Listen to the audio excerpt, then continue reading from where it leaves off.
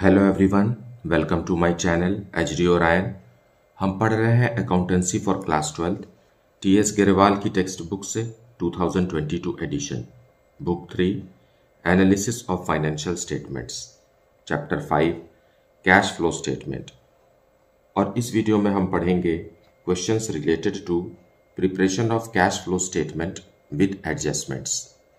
So let us see some questions from the text book. Question number 48.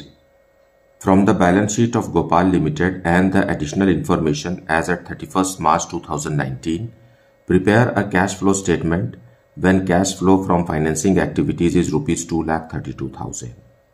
Now particulars, note 31st March 2019, that is the closing date, and 31st March 2018 is the opening date. Fine. For this financial year, and this is the opening balances given and this is the closing balances given. और यहाँ हमें financing activities पहले से ही दिया हुआ है, सो आप चाहे तो कैलकुलेट कीजिए या तो फिर इसी फिगर को यूज करके कैश फ्लो स्टेटमेंट बना सकते हैं। फाइन। लाइबिलिटी साइड दिया हुआ है share holders fund, share capital जो 8 लाख से बढ़ करके 10 लाख हो गया है, रिजर्व एंड सरप्लस जो -1 लाख मतलब लॉस से 4 लाख हो गया, मतलब 5 लाख का इनकम है। और शेयर कैपिटल को आपको फाइनेंसिंग एक्टिविटीज में यूज करना है, रिजर्व एंड सरप्लस को आपको ऑपरेटिंग एक्टिविटीज में यूज करना है। देन नॉन करंट लाइबिलिटीज में है लॉन्ग टर्म बोरोइंग्स। आप नोट्स टू अकाउंट में देखेंगे यहाँ 12% डिबेंचर्स है, इसको भी इसमें देखिए कोई इजाफा नहीं हो रहा है ना डिक्रीज हो रहा है, तो ये फाइनेंसिंग एक्टिविटीज का ही रहता है। लेकिन इसका जो इंटरेस्ट है उसको हमें ध्यान देना है यहाँ, क्योंकि ना तो यहाँ कैश इनफ्लो हो रहा है ना आउटफ्लो हो रहा है, लेकिन इंटरेस्ट से जरूर हो रहा है। करंट लाइबिलिटीज में शॉर्ट टर्म बोरोइंग्स है और शॉर्ट टर्म प्रोविजंस है।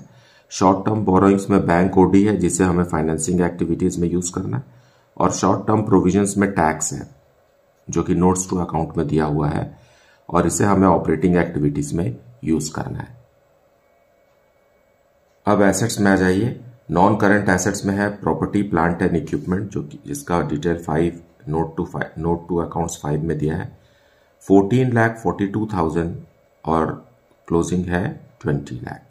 उसी तरीके से इंटेंजिबल एसेट्स देखिए 58,000 का था, अभी 46,000 का हो गया। और यहाँ गुडविल है, इंटेंजिबल एसेट्स गुडविल, तो ये ऑपरेटिंग में यूज होगा और ये इन्वेस्टिंग एक्टिविटीज में यूज होगा। नॉन करंट इन्वेस्टमेंट्स भी इन्वेस्टिंग एक्टिविटीज में यूज होगा क्योंकि ये इंक्रीज हो रहा है। करंट एसेट्स, करंट इन्वेस्टमेंट्स और कैश एंड कैश इक्विवेलेंट को हमें लास्ट में यूज करना है, क्योंकि ये दोनों ही कैश एंड कैश इक्विवेलेंट माने जाते हैं। एंड इन्वेंट्रीज जो है ये ऑपरेटिंग एक्टिविटीज में यूज होगा। देखिए करंट इन्वेस्टमेंट्स इंक्रीज हो रहा है, 1,20,000 से 2 लाख हो गया, और इन्वेंट्रीज 90,000 से बढ़ करके 2,14,000 हो गया। सो दिस इज कैश आउटफ्लो, क्योंकि एसेट्स बढ़ रहा है मतलब कैश आउटफ्लो। और कैश एंड कैश इक्विवेलेंट 1,20,000 से बढ़ करके 1,80,000 हो गया। फाइन। अब आगे नोट्स टू अकाउंट देख लीजिए। क्वेश्चन को अच्छे से देखना और समझना जरूरी है। Without looking and understanding the question it is very difficult to solve. Now in notes to account, reserve and surplus में जो बैलेंस दिया हुआ है वो statement of profit and loss का ही है, और यहाँ 5 लाख रुपीज का प्रॉफिट जनरेट हो रहा है जो कि ऑपरेटिंग एक्टिविटीज में यूज होगा। Then long term borrowings 9 lakh का 9 लाख ही है, लेकिन 12% जो रहता है ये एडजस्टमेंट है, हिडन एडजस्टमेंट। तो हमें इंटरेस्ट को 2 जगह यूज करना है, ऑपरेटिंग एक्टिविटीज में प्लस करना है और फाइनेंसिंग एक्टिविटीज में माइनस करना है। देन बैंक ओवरड्राफ्ट को हमें फाइनेंसिंग एक्टिविटीज में यूज करना है, ये कैश इनफ्लो है, 1,40,000 इंक्रीज हो रहा है। प्रोविजन फॉर टैक्स को हमें ऑपरेटिंग एक्टिविटीज में यूज करना है, एक बार प्लस और एक बार माइनस, है ना, क्योंकि मेड को हम प्लस करते हैं और पेड को माइनस करते हैं। देन प्लांट एंड इक्विपमेंट में हमारे को दिया हुआ है मशीनरी 16,42,000 से बढ़ करके 24 लाख हो गया, और डेप्रिसिएशन भी 2 लाख से बढ़ करके 4 लाख हो गया। देखिए यहाँ एडिशनल इन्फॉर्मेशन में कोई भी जानकारी नहीं है कि कोई भी एसेट को मतलब प्लांट एंड इक्विपमेंट या प्रॉपर्टी को बेचा या खरीदा गया है, तो आप यहाँ से ही कॉस्ट से ही इसे अंदाजा लगाइए। अंदाजा मतलब कैलकुलेट कीजिए। 16,42,000 से बढ़ करके 24 लाख हो गया, मतलब यहां से ही आपको परचेस पता चल जाएगा। तो ये कहाँ यूज होगा, इन्वेस्टिंग एक्टिविटीज में यूज होगा, कैश आउटफ्लो, क्योंकि वी आर एक्वायरिंग मशीन। लेकिन डेप्रिसिएशन जो इंक्रीज हो रहा है यह ऑपरेटिंग एक्टिविटीज में नॉन कैश आइटम के रूप में यूज होगा। फिर इंटेंजिबल एसेट्स में जो हमने देखा वो गुडविल है, ये भी अमोर्टाइज हो रहा है। देखिए 58,000 से कम होकर के 46,000 का हो गया, तो ये ऑपरेटिंग एक्टिविटीज में नॉन कैश आइटम्स के रूप में ऐड होगा। देन इन्वेंट्रीज में क्या है, स्टॉक इन ट्रेड है जो 90,000 से बढ़कर के 2,14,000 हो गया। So it is purchase of asset, so it is what cash outflow, और इसे हमें ऑपरेटिंग एक्टिविटीज में यूज करना है। देन एडिशनल इंफॉर्मेशन में tax paid during the year is ₹1,50,000। इसको और प्रोविजन फॉर टैक्स दोनों इंफॉर्मेशन को मिला करके हमें tax made during the year calculate करना होगा। फाइन, और उसके बाद तीनों एक्टिविटीज कैलकुलेट करेंगे, ऑपरेटिंग, इन्वेस्टिंग एंड फाइनेंसिंग, तब जाकर के कैश फ्लो स्टेटमेंट तैयार होगा। सो let us see the solution. So solution 48 in the books of Gopal limited cash flow statement. हम शुरू करेंगे सरप्लस से, जो कि रिजर्व एंड सरप्लस का ही पार्ट है, और सरप्लस है 5 लाख रुपीज का, पॉजिटिव 5 लाख, क्योंकि 1 लाख रुपीज लॉस से बढ़ करके वो 4 लाख हो गया। इसमें हम ऐड करेंगे tax, provision for tax. Fine, provision for tax मैं यहीं पर ही बना देता हूं। सो बाय बैलेंस ब्रॉट डाउन कितने का है, 1,75,000 का है, और क्लोज डाउन कितना है, टू बैलेंस क्लोज डाउन है 2 लाख का, और टैक्स पेड दिया हुआ है क्वेश्चन में। सो टू बैंक कितना है, 1,50,000 का टैक्स पेड है।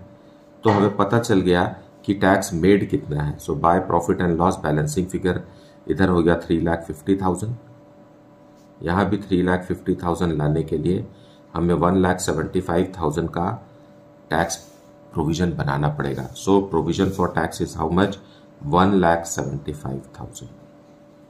फाइन, इसे ऐड करेंगे तो आएगा 6,75,000। ये है net profit before tax and extra ordinary items. अब हम इसमें ऐड करेंगे non cash and non operating expenses, non cash and non operating expenses. So non cash items में क्वेश्चन में दिया हुआ है डेप्रीशिएशन, जो कि नोट्स टू अकाउंट में है। बस आप डेप्रीशिएशन के अमाउंट को माइनस कर दीजिए, closing minus opening, you will get 2 lakh rupees depreciation. और गुडविल भी अमोर्टाइज हुआ है, सो गुडविल अमोर्टाइज्ड, ये आपको मिलेगा नॉन करंट एसेट्स में, इंटेंजिबल एसेट में। सो 50,000 से कम होकर के 58,000 से कम होकर के 46,000 का हो गया। So it is what, 12,000 rupees decrease. So decrease in the value of goodwill is amortise. Then interest on 12% debentures, and debentures है हमारे पास 9 लाख रुपीज के, इसका 12% हमें इंटरेस्ट देना है। तो ये चार्ज हुआ होगा, ये नॉन ऑपरेटिंग एक्सपेंस है, और ये 1,08,000 हो गया, सिर्फ इतना ही है। सो दैट इज 3,20,000। इन दोनों को ऐड करेंगे, आएगा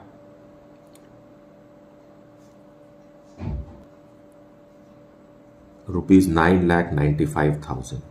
this is operating profit before working capital changes. अब वर्किंग कैपिटल के ट्रीटमेंट में हमें डिक्रीज इन करंट एसेट्स या इंक्रीज इन करंट लायबिलिटीज को ऐड करना है, जो कि एक भी नहीं है। So you write nil. And increase in current assets and decrease in current liabilities में इन्वेंट्रीज है, inventories are increasing, so that is cash outflow. Assets increase हो रहा है मतलब कैश आउटफ्लो है, और ये अमाउंट है ₹1,24,000 का। इसे ऐड करेंगे तो आएगा 8,71,000। इसमें हमें लेस करना है tax paid during the year, जो कि हमने ऊपर जो टैक्स अकाउंट बनाया था उसमें या क्वेश्चन में ही साफ साफ दिया हुआ है एडजस्टमेंट में। 1,50,000 लेस करेंगे, एक अमाउंट आएगा 7,21,000। और ये हमारा फर्स्ट एक्टिविटी हो गया, कैश फ्लो फ्रॉम ऑपरेशन या ऑपरेटिंग एक्टिविटीज।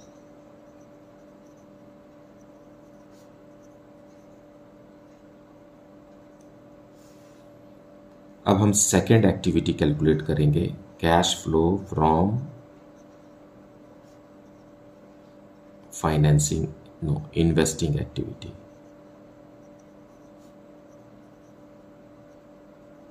इन्वेस्टिंग एक्टिविटीज के लिए आपको फोकस करना है नॉन करंट एसेट्स में। नॉन करंट एसेट्स में हमें प्रॉपर्टी प्लांट एंड इक्विपमेंट में दिया हुआ है। वैसे तो कुछ बिक नहीं रहा है, बेचा नहीं गया है क्योंकि कुछ लिखा नहीं है, बस आपको मशीनरी दिया है 5th नोट्स टू अकाउंट में। और मशीनरी के कॉस्ट को आप देखिए, जब कभी भी एक्यूमुलेटेड डेप्रिसिएशन दिया हो तब आपको हमेशा परचेज या सेल ऑफ मशीनरी हमें कॉस्ट ऑफ मशीनरी से देखना है, जो कि 16,42,000 से बढ़ करके 24 लाख का हो गया है। तो परचेज किया गया है, purchase of machinery. Purchase of machinery is of 7,58,000. So increase in asset is cash outflow. और purchase of non-current investment भी इंक्रीज हो गया है, मतलब हमने परचेस किया है नॉन करंट इन्वेस्टमेंट और ये भी कैश आउटफ्लो है। बस ये दो आइटम ही है, मतलब 8,13,000 का कैश आउटफ्लो हुआ है due to acquiring of assets, और यही हमारा cash outflow from investing activities है। अब हम थर्ड एक्टिविटी कैलकुलेट करेंगे, cash flow from financing activities.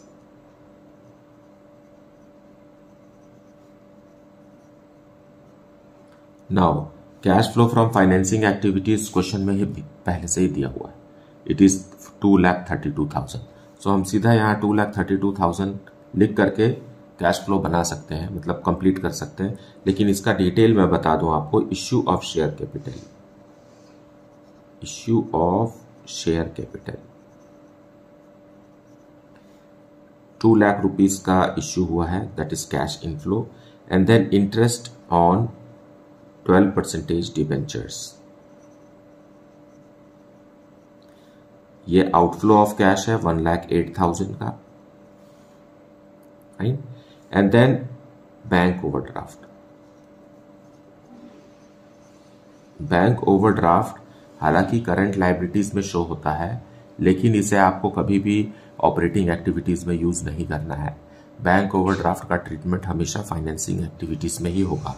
Fine, और बैंक ओवरड्राफ्ट इंक्रीज हो रहा है 1,40,000 से, सो दिस इज कैश इनफ्लो, और इन सब का टोटल ही है 2,32,000, that is cash inflow from financing activities, net cash inflow. अब ये तीनों एक्टिविटीज हमें मिल गए हैं। अब हम net increase in cash and cash equivalents. Fine, activity 1 A B और सी, मतलब ए बी और सी को आप ऐड करेंगे तो आएगा ₹1,40,000 पॉजिटिव। इसका मतलब ये increase in cash and cash equivalent है। अब इस नेट इंक्रीज में हम opening cash and cash equivalents add करेंगे, जिसमें है करंट इन्वेस्टमेंट्स और कैश एंड कैश इक्विवेलेंट्स का ओपनिंग बैलेंस, जो कि करंट एसेट्स में दिया हुआ है। इसे ऐड करेंगे, how much, 2,40,000। So 1,40,000 plus 2,40,000 will give us 3,80,000, which is nothing but closing cash and cash equivalent, जिसमें है करंट इन्वेस्टमेंट्स 2 लाख रुपीस का क्लोजिंग डेट पे, और है कैश एंड कैश इक्विवेलेंट्स 1,80,000 का। सो इन दिस वे हमने बता दिया कि opening cash and cash equivalents से कंपनी का क्लोजिंग बैलेंस कैसे बना। Fine. So what was the cash inflows and outflows in this journey throughout the year? So this is the solution.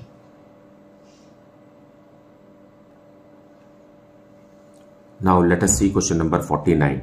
From the following balance sheet of JY Limited as at 31st March 2017, prepare cash flow statement.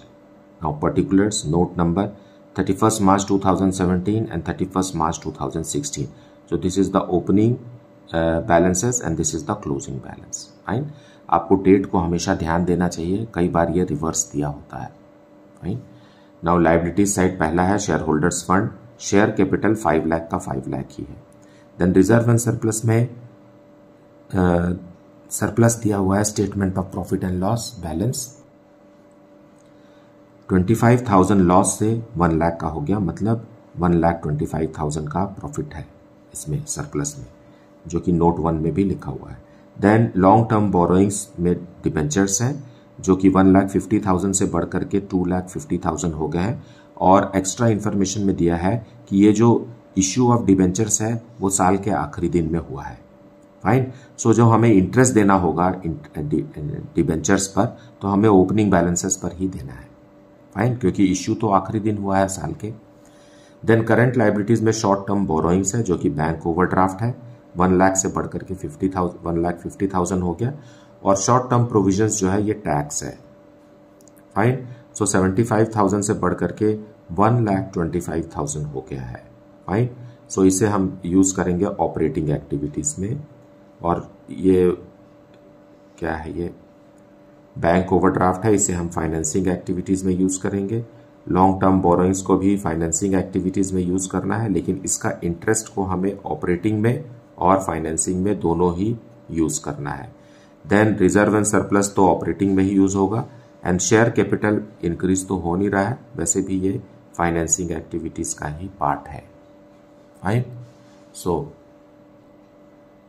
Now asset side of the balance sheet, non current assets में property plant and equipment and intangible assets है, और property plant and equipment ही दिया हुआ है. Note 5 भी देखना पड़ेगा इसके लिए, जो कि इंक्रीज हो रहा है 1,50,000 से. फाइन.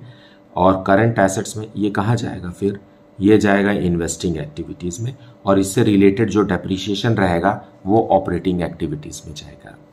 और करंट एसेट्स में देखिए ट्रेड रिसीवेबल्स है, कैश एंड कैश इक्विवेलेंट है, short term loans and advances है. Now cash and cash equivalent तो लास्ट में यूज होगा, और ट्रेड रिसीवेबल्स 2,25,000 से 2,75,000 हो गया, ये ऑपरेटिंग एक्टिविटीज में जाएगा. And short term loans and advances भी 1 लाख से 2 लाख हो गया, ये भी ऑपरेटिंग एक्टिविटीज में जाएगा. फाइन. इंक्रीज हो रहे हैं इसके मतलब कैश आउटफ्लो है, माइनस करना होगा. अब नोट्स टू अकाउंट में नजर डालते हैं. रिजर्व एंड सरप्लस दिया हुआ है जो कि -25,000 से 1 लाख हो गया. देन 10% डिबेंचर्स है हमारे पास, और डिबेंचर इश्यू भी हो रहा है लेकिन साल के आखिरी दिन में हो रहा है. फाइन. एडिशनल इन्फॉर्मेशन में दिया हुआ है, और इस पर हमें इंटरेस्ट जो कैलकुलेट करना है वो ओपनिंग बैलेंस पे करना है. बैंक ओवरड्राफ्ट को हमें फाइनेंसिंग एक्टिविटीज में करना है. फाइन. प्रोविजन फॉर टैक्स को हमें ऑपरेटिंग एक्टिविटीज में यूज करना है, और ओपनिंग को हम क्या करेंगे, माइनस करेंगे, और क्लोजिंग को हम प्लस करेंगे ऑपरेटिंग एक्टिविटीज में. देन प्लांट एंड इक्विपमेंट में आ जाइए. यहाँ पर ही बहुत सारा चीज समझना होता है. देखिए कोई भी प्लांट एंड मशीनरी या कोई भी इक्विपमेंट को बेचा नहीं गया है, मतलब आप कॉस्ट देखिए, ये तो नेट वैल्यू है जिसमें डेप्रिसिएशन माइनस हो चुका है, तो इस इंफॉर्मेशन को आपको इग्नोर करना है.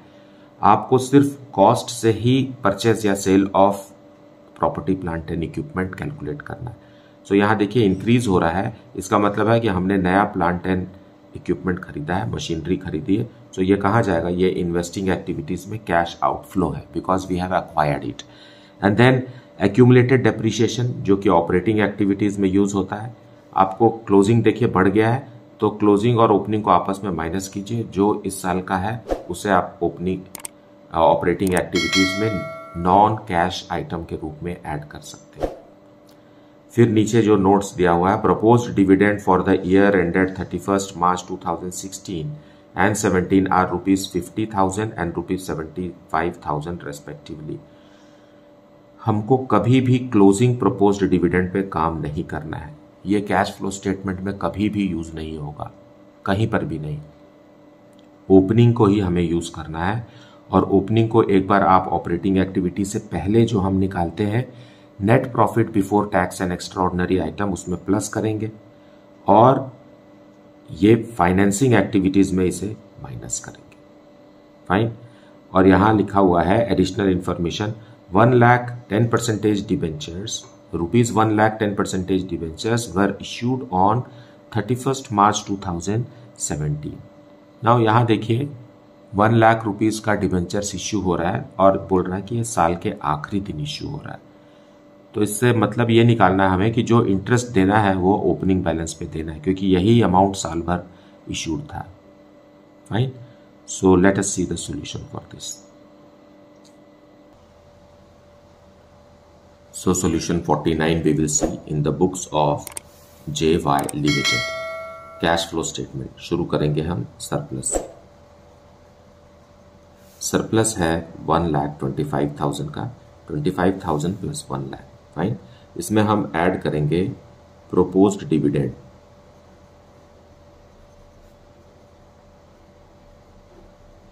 हमेशा हमें ओपनिंग को ही यूज करना है, दैट इज ऑफ ₹50,000, और provision for tax, provision for tax ये वाला क्लोजिंग यूज करना है हमें, and that is 1,25,000। So 1,75,000 add हो गया और ये बन गया 3 लाख का।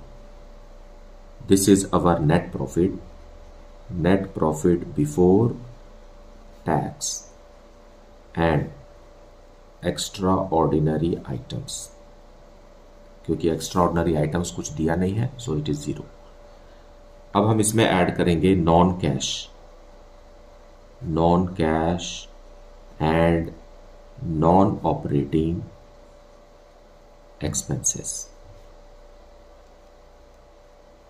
क्योंकि हमारा उद्देश्य अभी cash flow from operating activities calculate करना है, इसलिए हम नॉन ऑपरेटिंग एक्सपेंसेस को एलिमिनेट करेंगे ऐड करके, और नॉन कैश आइटम जो प्रॉफिट एंड लॉस अकाउंट में चार्ज हो गए हैं, जिनसे कि कैश आउटफ्लो या आउट इनफ्लो जनरेट नहीं होता है, तो उसे भी हम प्लस करेंगे। फाइन। इसमें है सबसे पहला डेप्रिसिएशन, डेप्रिसिएशन ऑन मशीनरी, जो कि नोट्स टू अकाउंट में दिया हुआ है, नोट्स टू अकाउंट 5 में दिया हुआ है। आपको accumulated depreciation closing minus opening करने से आपको डेप्रिसिएशन फॉर द ईयर 62,500 मिलेगा। और दूसरा है इंटरेस्ट ऑन डिबेंचर्स, क्योंकि जो नए डिबेंचर्स हैं वो साल के आखिरी दिन में इश्यू हुए हैं, इसलिए ओपनिंग बैलेंस जो कि 1,50,000 है उसी का सजेस्टेड परसेंटेज ही हमें देना है, दैट इज 15,000 रुपीज। सो ये एक नॉन ऑपरेटिंग एक्सपेंस है। बस इतना ही है यहाँ। सो इसे ऐड करेंगे आप तो आएगा 77,500। इन दोनों को ऐड करेंगे 3,77,500, and this is operating profit before working capital changes. अब हम वर्किंग कैपिटल का ट्रीटमेंट करेंगे। उसमें हमें ऐड करना होता है डिक्रीज इन करंट एसेट या इंक्रीज इन करंट लायबिलिटीज, जो कि नहीं दिया हुआ है क्वेश्चन में, कोई भी आइटम ऐसा इससे रिलेटेड नहीं है। और decrease in current asset is generation of cash, है ना, because asset has been converted into cash. और increase in current liabilities means हमने पैसे दिए नहीं है और लायबिलिटीज ले लिया है। फाइन। लेकिन इसका रिवर्स भी ट्रू है, इंक्रीज इन करंट एसेट और डिक्रीज इन करंट लायबिलिटीज। और इसमें है 2 आइटम्स हैं, ट्रेड रिसीवेबल्स,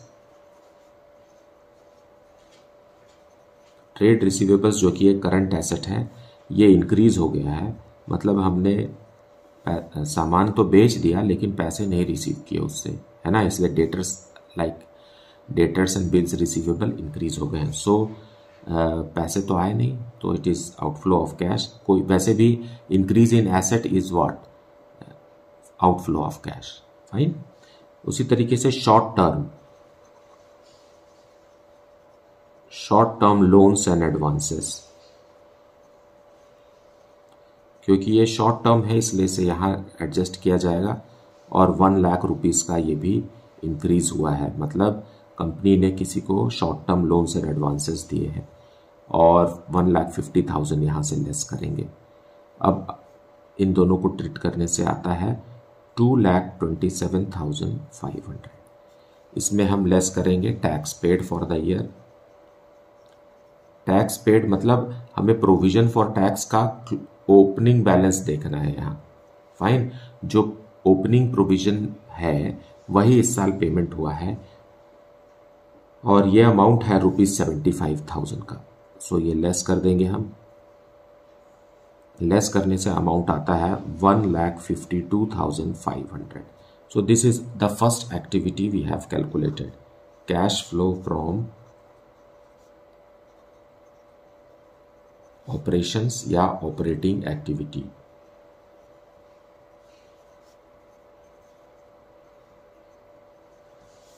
फाइन, और ये पॉजिटिव है, इसका मतलब है कि this is cash inflow. Fine,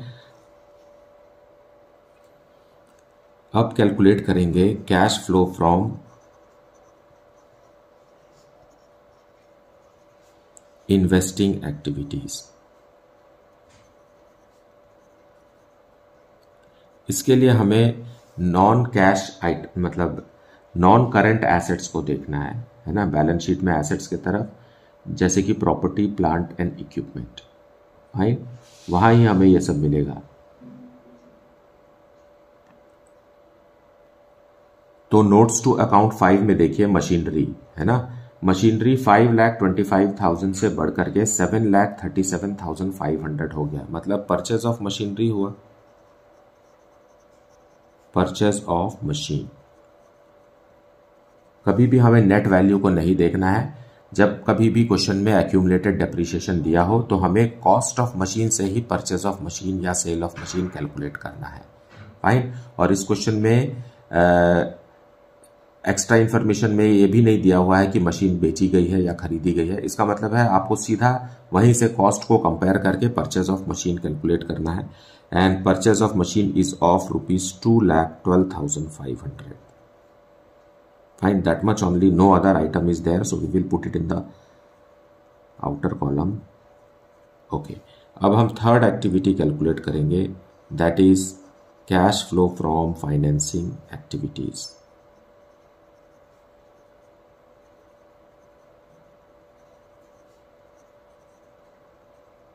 और इसमें है proposed dividend paid. Proposed dividend, यहां भी हमें सिर्फ ओपनिंग को ही लेना है ना, क्लोजिंग का कहीं भी काम नहीं रहता है कैश फ्लो स्टेटमेंट में। And this is cash outflow, so 50,000 rupees का है ये, और दिस इज कैश आउटफ्लो। और दूसरा कैश आउटफ्लो क्या है, interest on debentures, interest paid on debentures. So 1,50,000 का 10% था 15,000 rupees, and it is also cash outflow. Then issue of debentures.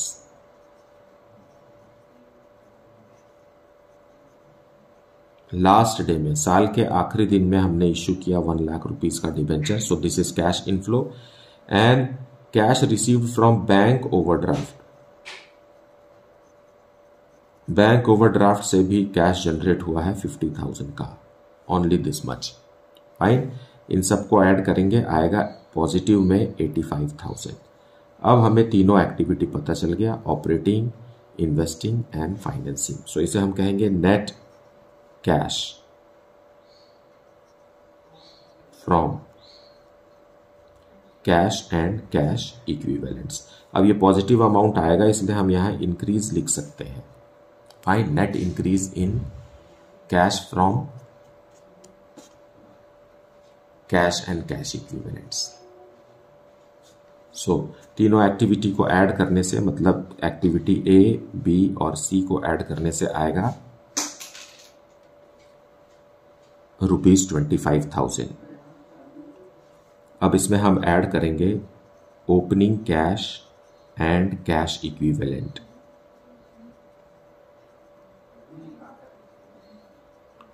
जो कि है 25,000 का ही। अब आएगा 50,000 रुपीज, जो कि closing cash and cash equivalent है।